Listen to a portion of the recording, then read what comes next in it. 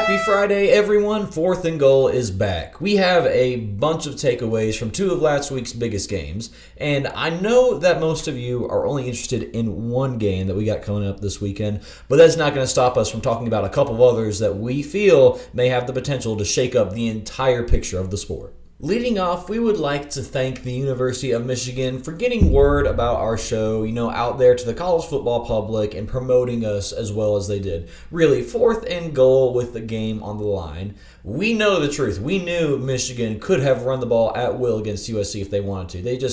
They really wanted to give us a shout out, and we thank them from the bottom of our hearts. Michigan may not have figured out a way to throw the ball in this game, but boy did they figure out a way to win, overcoming Big Ten newcomer USC by a final score of 27-24.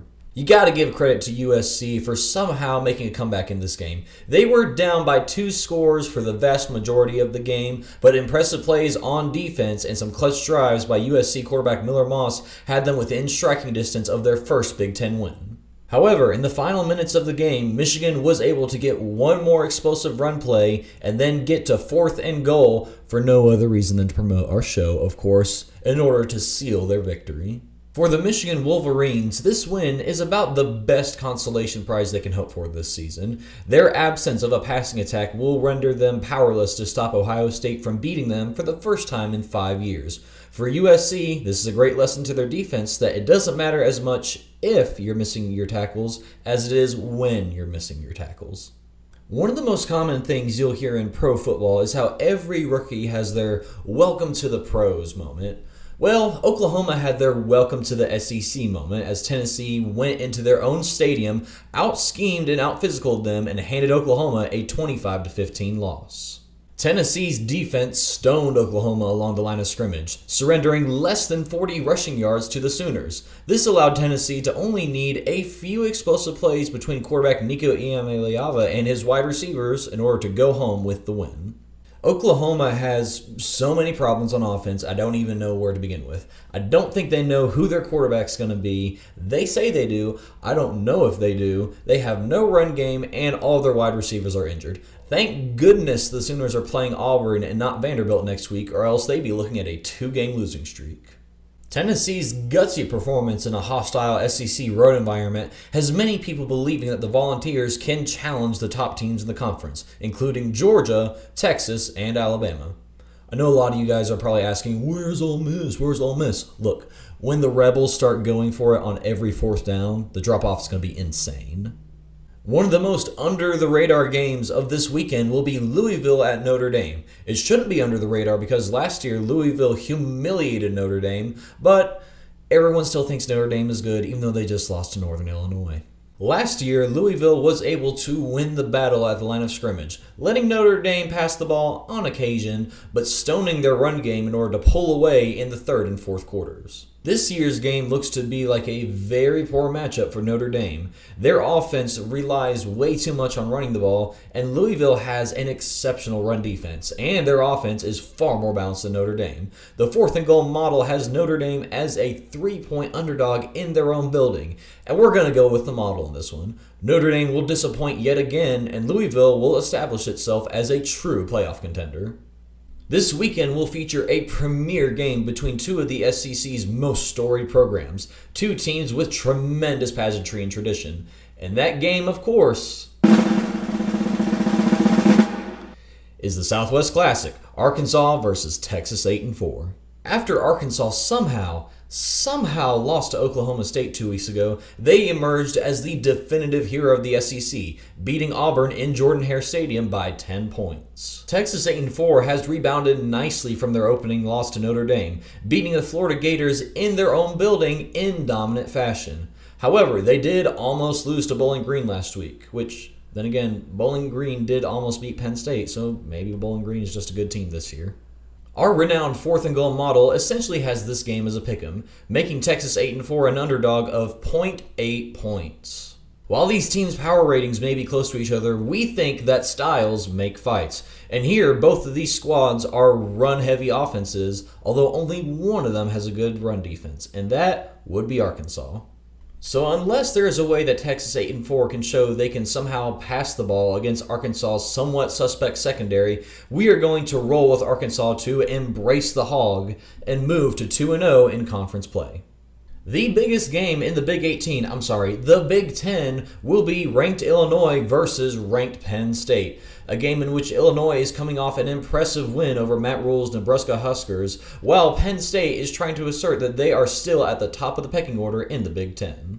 Illinois quarterback Luke Altmaier outdueled Nebraska's Dylan Raiola last week, helping the Fightin' Illini improve to 4-0 on the season. Penn State followed up their clunker of a game against Bowling Green with an impressive win against Kent State, which is one of the worst teams in the FBS and is probably not even close. Kent State is really bad this year, historically bad. I can't say enough about how bad they're probably going to be this year. They're just going to be really bad. Like, you don't understand. While this game has garnered much media attention, the 4th and goal model sees it as a clear-cut win for Penn State and has the Nittany Lions beating Illinois by over 50 points. Stats and info, why is the model predicting this game to be such a blowout of epic and embarrassing proportions?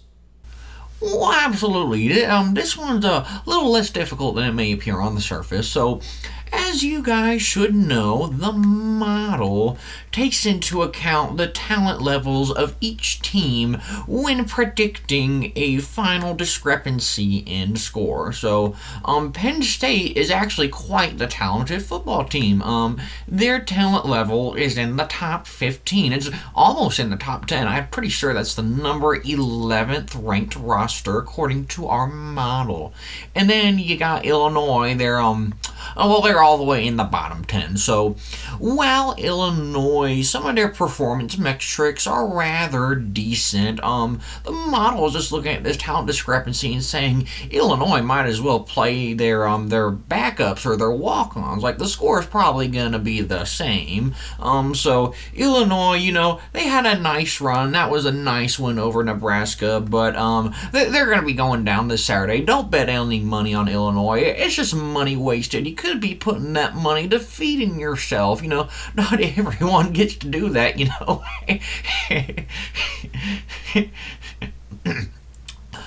Anyway, so that's the gist of it.